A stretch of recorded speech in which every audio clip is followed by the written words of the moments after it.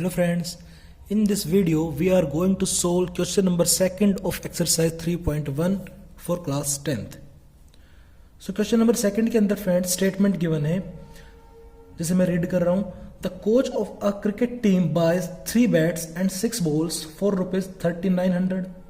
Later she buys another bat and 3 more balls of the same kind of ₹1300. Represent the situations algebraically and geometrically. तो उसने बोला है कि पहले तो उस कोच ने 3 बैट खरीदे और 6 गेंदें खरीदी, तो वो टोटल उसे पड़ी 3900 रुपीज की. बाद में दूसरे केस के अंदर उसने 3 बॉल्स खरीदी और 1 बैट खरीदा, तो वो उसे पड़े भाई टोटल 1300 रुपीज में. तो ये उसने फ्रेंड्स दो अपने को कंडीशंस दी हैं. तो हमें क्या करना है, इन दोनों कंडीशंस से इक्वेशंस डिराइव करनी है. तो सबसे पहले तो हमें उनको इक्वेशंस को एल्जेब्रिकली रिप्रेजेंट करना है, ठीक है, और फिर हमें उनको ज्योमेट्रिकली भी रिप्रेजेंट करके दिखाना है, ठीक है. तो सबसे पहले तो इस केस में अपन क्या करेंगे फ्रेंड्स, सॉल्यूशन पार्ट की तरफ जब मूव करेंगे तो सबसे पहले तो अपन क्या करना है, एल्जेब्रिकल रिप्रेजेंटेशन देखनी है, ठीक है. फॉर एल्जेब्रिक रिप्रेजेंटेशन, ठीक है भाई. तो ऐसे केसेस में फ्रेंड्स देखो, हमें रुपए का हिसाब किताब करना है टोटल, कि भाई इतना सामान उसने खरीदा और टोटल उसने पैसे बता रखे हैं, ठीक है. लेकिन जो पर्टिकुलर किसी एक चीज की कीमत नहीं दे रखी कि भाई उसने एक बैट कितने का या फिर एक बॉल की कीमत क्या है, ठीक है. तो हमें उसे ही अज्यूम करना होगा. तो सबसे पहले अपन क्या करेंगे friends, late price of 1 bat, वो मैंने मान ली X रुपीज, ठीक है. And similarly late price of 1 ball, एक बैट की कीमत X रुपीज मान रहे हम, और एक बॉल की कीमत हम मान रहे हैं Y रुपीज, ठीक है. तो इस हिसाब से फ्रेंड्स अकॉर्डिंग टू क्वेश्चन, जब फर्स्ट केस देखेंगे हम, जब उसने क्या किया, जब उसने फ्रेंड्स 3 बैट खरीदे और 6 बॉल खरीदे 3900 रुपीज की, ठीक है. तो कॉस्ट ऑफ 3 बैट्स कितनी हो जाएंगी भाई, कॉस्ट ऑफ, अगर एक बैट का प्राइस अगर X रुपीज है तो कॉस्ट ऑफ 3 बैट्स कितने हो जाएंगे, हो जाएगी भाई 3X रुपीज, ठीक है. सिमिलरली अगर एक बॉल का प्राइस Y रुपीज है फ्रेंड्स, तो फिर प्राइस ऑफ 6 बॉल्स कितना हो जाएगा, वो हो जाएगा 6Y रुपीज. और अकॉर्डिंग टू क्वेश्चन उसने बोला है क्या, कि इन दोनों की जो कीमत है, 3 बैट की अपनी तो कीमत है 3X, अपनी कीमत है 6Y, ठीक है. लेकिन तो और टोटल उसने बताया उसकी कीमत कितनी है भाई, 3900 रुपए. तो अकॉर्डिंग टू क्वेश्चन यहां पर लिखेंगे अकॉर्डिंग टू क्वेश्चन, ठीक है. फर्स्ट केस के लिए देखो, फिर से देखो, एक बैट की कीमत X रुपीज, एक बॉल की कीमत Y रुपीज. जब एक बैट की कीमत X रुपीज है तो 3 बैट की 3X हो गई. सिमिलरली एक बॉल की कीमत अगर Y रुपीज है तो 6 बॉल्स की कीमत 6Y रुपीज हो गई. अब अपने हिसाब से तो भाई टोटल कीमत कितनी हुई, 3X प्लस 6Y, इतने रुपए हुए अपने हिसाब से तो. लेकिन बुक के हिसाब से, क्वेश्चन के हिसाब से उसने बोला है कि भाई ये जो सारा माल है, ये 3 बैट और 6 बॉल, वो आए 3900 रुपए के. तो बुक के हिसाब से ये और अपने हिसाब से ये, दोनों के दोनों है तो पैसे ही, ठीक है ना. तो ये अपनी एक फर्स्ट इक्वेशन आ गई यहां पर, और ये एल्जेब्रिकली रिप्रेजेंटेशन ये है, ठीक है ना. एक इक्वेशन की स्टेटमेंट से देखो हमने इक्वेशन फॉर्म कर दी, इक्वेशन इन 2 वेरिएबल, जहां पर X और Y वेरिएबल है, ठीक है ना. और प्रॉपर तो क्या हो जाएगा, जब 3900 को भी इधर ले आएंगे हम, तो 3X plus 6Y minus 3900 is equal to 0. ये प्रॉपर मैं क्यों बोल रहा हूं फ्रेंड्स, क्योंकि ये फॉर्म है AX plus BY plus C is equal to 0 वाली फॉर्म, ठीक है. ये फर्स्ट इक्वेशन है. अच्छा, ऑल्सो इस चीज के अंदर तो एक और काम भी कर सकते हैं क्या, इसे हम फिर से रिड्यूस कर सकते हैं. देखो पूरी इक्वेशन 3 से रिड्यूस हो सकती है, 3 से डिवाइड हो सकती है, ठीक है. तो डिवाइड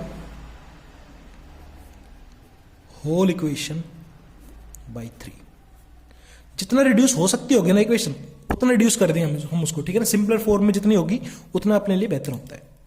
तो डिवाइड होल इक्वेशन बाई 3, उससे क्या हो जाएगा फ्रेंड्स, 3X को जब मैं 3 से डिवाइड कर दूंगा तो X बच जाएगा, 6Y को जब मैं 3 से डिवाइड कर दूंगा तो 2Y बच जाएगा, और 3900 को जब मैं 3 से डिवाइड कर दूंगा तो मेरे पास आ जाएगा 1300, ठीक है, इज इक्वल टू 0. तो अल्टीमेटली तो मेरे पास ये इक्वेशन बन गई. इसे यहां से हम कैंसिल कर देते हैं. तो फर्स्ट इक्वेशन फ्रेंड्स अपनी ये बनी अल्टीमेटली, ठीक है. X प्लस, देखो ये बनी थी अपनी, ठीक है, उसको अपने जब रिड्यूस कर दिया तो ये बनी अपने पास, एक्चुअली ये बची आखिर में. तो इसे कंसिडर करके चलेंगे, X plus 2Y minus 1300 is equal to 0. ये अपनी फर्स्ट इक्वेशन आ गई. अब सेकंड केस को देखते हैं. ये तो था अपना फर्स्ट केस. फर्स्ट केस से फर्स्ट इक्वेशन निकल गई। अब सेकंड केस क्या बोला था उसने फ्रेंड्स, उसने बोला था कि भाई उसने बाद में दूसरे केस में क्या किया था, उसने एक बैट खरीदा था और साथ में उसके 3 गेंदें भी खरीदी थी। तो जब price of 1 bat x rupees है तो वो तो ठीक है, प्राइस एक बैट खरीदा उसने तो 1 बैट तो x रुपीज ही रहनी है भाई, ठीक है। लेकिन उसने प्राइस ऑफ 1 बॉल जब y रुपीज है तो लेकिन उसने 3 गेंदें भी खरीदी थी, तो प्राइस ऑफ 3 बॉल्स वो हो जाएगी अपने पास 3y रुपीज, ठीक है। अब अकॉर्डिंग टू क्वेश्चन, ठीक है, अब अपने हिसाब से तो कीमत कितनी हुई भाई x, इन दोनों रुपीज को जोड़ देंगे, बैट की कीमत को और बॉल की कीमत को, टोटल को, तो x प्लस 3y रुपीज इतनी हुई अपनी कीमत तो। लेकिन बुक के अनुसार अकॉर्डिंग टू क्वेश्चन, जो क्वेश्चन के गिवन है फ्रेंड्स कि 1300 रुपीज हुई उसकी कीमत इन मटेरियल की, एक बैट और 3 बॉल की। तो अपने अनुसार तो ये हुआ x प्लस 3y इतने रुपीज, ठीक है। और अकॉर्डिंग टू क्वेश्चन गिवन है कि इनकी कीमत कितनी हुई 1300 रुपीज, तो ये अगेन अपने पास बराबर होंगी चीजें, ठीक है। एंड जब इस 1300 को मैं इधर ले आऊंगा तो मेरे पास क्या बन जाएगा x plus 3y minus 1300 is equal to 0। अब ये तो और रिड्यूस भी नहीं हो सकती, क्यों? क्योंकि x के साथ तो पहले कोएफिशिएंट 1 लगा हुआ है, ठीक है। तो ये हो गई अपनी सेकंड इक्वेशन। तो एल्जेब्रिकल तो रिप्रेजेंट कर दिया है मैंने दोनों इक्वेशंस को, एक तो ये कर दिया और एक ये कर दिया। अब बारी है ग्राफिकली रिप्रेजेंट करने की, ठीक है। अब अगेन ग्राफिकली रिप्रेजेंट फ्रेंड्स अगर अपने को करना है दो इक्वेशंस को, तो उनके लिए क्या होगा भाई, स्ट्रेट लाइन की फॉर्मेशन होगी, ठीक है। और स्ट्रेट लाइन की जब फॉर्मेशन होगी ग्राफिकली रिप्रेजेंट करना है अपने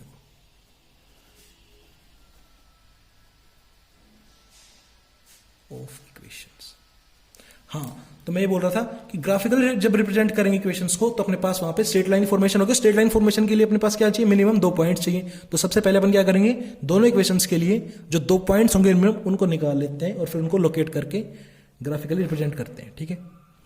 तो इक्वेशंस अपने पास कौन कौन सी है, एक तो आई अपने पास x प्लस 2y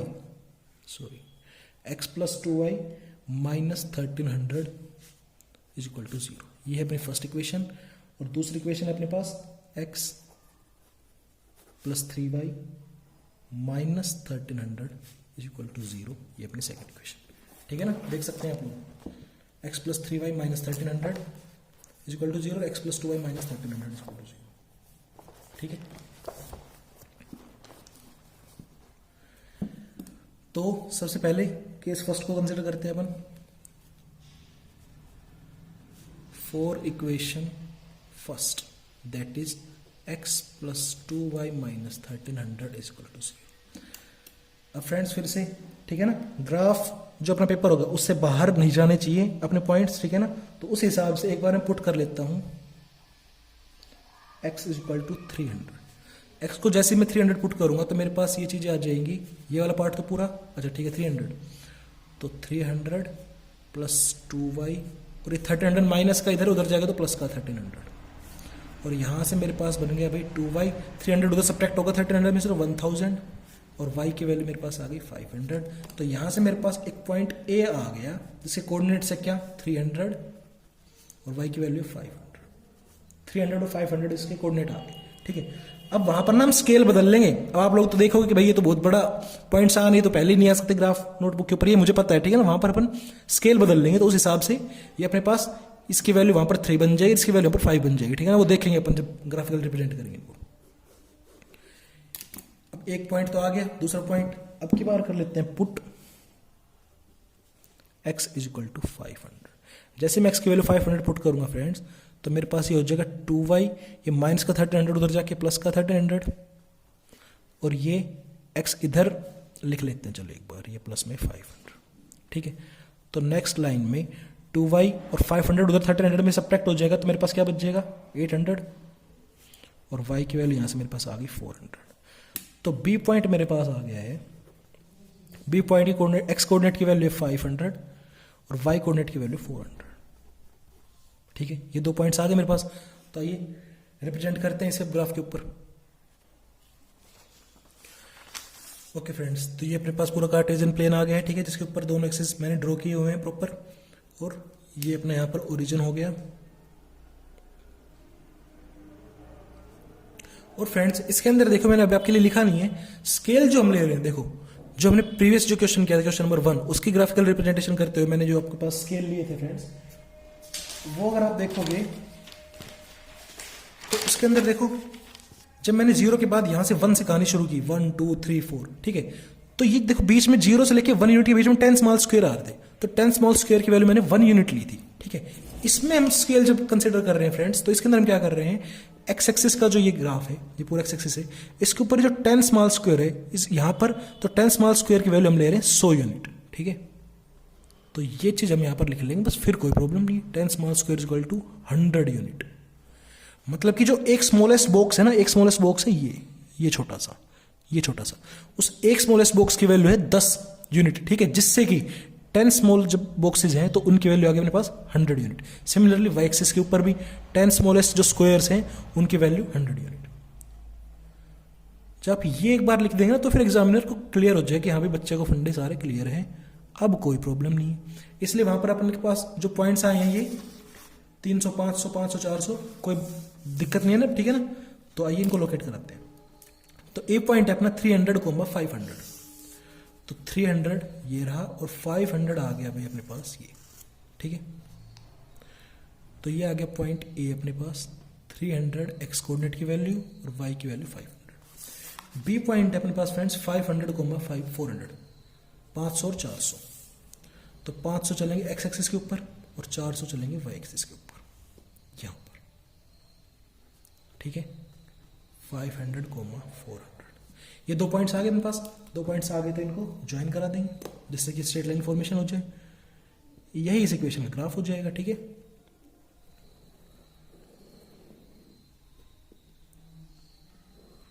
ठीक है फ्रेंड्स, तो इस एक इक्वेशन को तो अपन ने ग्राफिकली रिप्रेजेंट करा दिया है। आखिरी काम क्या बचता है यहाँ पे, उस इक्वेशन का नाम लिख देना। क्या थी equation, x + 2y - 1300, x + 2y - 1300 is equal to 0। इस इक्वेशन का यहाँ पे पूरी ग्राफिकल रिप्रेजेंटेशन हो गई, ठीक है। आइए अब सेकंड केस को देख लेते हैं, सेकंड इक्वेशन को। For equation second, that is ये वाली है, x + 3y - 1300 is equal to 0। अब फ्रेंड्स इसके लिए अपने 2 पॉइंट निकालने अपने को, ठीक है। सो एक बार हम कर लेते हैं put, x is equal to 600 put कर लेते हैं, मान लो x की वैल्यू क्या पुट करें भाई, ओके, x की वैल्यू यहां पर अपन 100 पुट करके देखते हैं, ठीक है। जब x की वैल्यू अपन 100 पुट करेंगे तो देखो अपने पास क्या चीज बनेगी, 100 + 3y, और नेगेटिव 1300 को उधर ले जाऊंगा तो प्लस का 1300, ठीक है। नेक्स्ट स्टेप में 3y और ये उधर सब्ट्रैक्ट में जाएगा 100, तो भाई ये बच जाएगा 1200, और 1200 को जब मैं 3 से डिवाइड कराऊंगा फ्रेंड्स, ये 3 इधर आ जाएगा डिवाइड में, तो मेरे पास बच गया 400। और यहां से मेरे पास एक मान लो P पॉइंट के कोऑर्डिनेट्स आ गए, क्या, x की वैल्यू तो है 100 कोऑर्डिनेट की और y की वैल्यू आ गई 400, ठीक है। अब बात करेंगे किसकी, एक और पॉइंट चाहिए अपने को, तो अब की बार कर लेते हैं put x is equal to 400। अगर पुट कर लूं मैं तो देखते हैं क्या अपने पास इक्वेशन बन जाएगी, ये हो गया 400 + 3y, ये नेगेटिव 1300 उधर जाएगा तो प्लस का 1300, ठीक है। यहां से 3y, ये 400 जब उसमें से सब्ट्रैक्ट होगा 1300 में फ्रेंड, तो मेरे पास बच जाएगा 900, ठीक है। और y की वैल्यू यहां से आ गई 300, तो यहां से मेरे पास एक क्या पॉइंट आ गया जिसके कोऑर्डिनेट हो गए क्या, 400, 300, y की वैल्यू ये, x की वैल्यू, ठीक है। तो ये 2 पॉइंट्स आ गए। आइए अब इनको रिप्रेजेंट कराते हैं ग्राफ के ऊपर। तो पहला पॉइंट अपने पास 100, 400, तो 100 पॉजिटिव इधर और फिर 400 है भाई इधर, ये यहां पर कोऑर्डिनेट आ गए, इसके 0 के ऊपर ही आ गए, ठीक है ना, कोई दिक्कत नहीं है। ये आ गया अपने P के कोऑर्डिनेट क्या, 100, 400, और फिर Q के अपने पास कोऑर्डिनेट क्या है फ्रेंड्स, 400, 300, तो 400 यहां पर और 300 है यहां, ये अपने पास आ गए Q के कोऑर्डिनेट 400, 300, ठीक है। अगर कोई अपन नेगेटिव ले लेते हैं तो और अच्छा होता, अच्छे से प्रॉपर दिखता, पर कोई दिक्कत नहीं है। अभी इस दोनों के दोनों लाइंस की जो है रिप्रेजेंटेशन वो इसमें ही हो गई है, फर्स्ट क्वाड्रेंट के अंदर आ गई, कोई प्रॉब्लम नहीं है। तो 2 पॉइंट आ गए, दोनों को अपन ज्वाइन करा देंगे।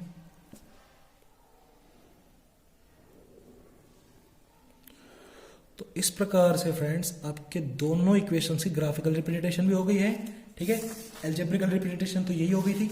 अच्छा, इसका भी नाम लिख लेते हैं। तो इस इक्वेशन का नाम क्या है अपने पास, x + 3y - 1300 = 0। इस इक्वेशन का नाम हो गया, ठीक है फ्रेंड्स। ओके, तो क्वेश्चन नंबर 2 होता है कंप्लीट। किसी भी तरह का आपको कोई भी डाउट होता है तो कमेंट सेक्शन में पोस्ट कर दीजिए। वीडियो को लाइक कीजिए, चैनल को सब्सक्राइब कराइए और शेयर कीजिए कंटेंट को, ठीक है फ्रेंड्स। मिलते हैं नेक्स्ट वीडियो में। थैंक